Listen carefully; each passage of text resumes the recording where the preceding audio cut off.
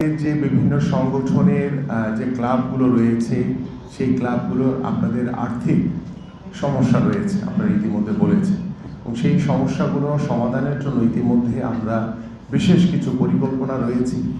পরিকল্পনা করেছি এবং আমি আশা করি যে আমাদের সুস্থ যারা বিভিন্ন ইভেন্টে পার্টিসিপেট করছে, ঠিক আপনারাও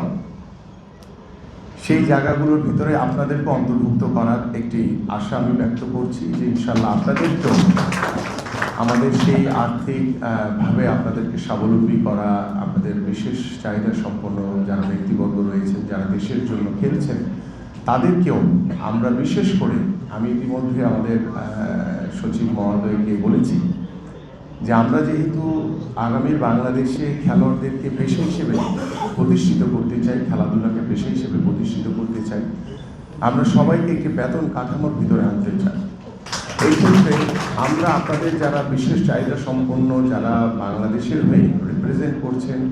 বাংলাদেশের জন্য যারা পদক নিয়ে এসছেন, আমরা তাদেরকেও বেতন কাঠামোর ভিতরে নিয়ে আসবো।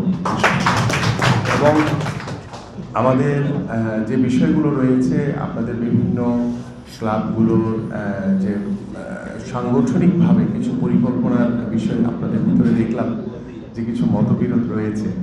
তো আমি আশা করি যে এই মতবিরোধ কাটিয়ে উঠে আমরা যেটা করলে ভালো হয়, যেটা দেশের জন্য ভালো, আপনাদের জন্য ভালো, ব্যক্তির স্বার্থের চেয়ে আমরা দলের দেশের স্বার্থটাকে সর্বোচ্চ গুরুত্ব দিয়ে দেখতে চাই।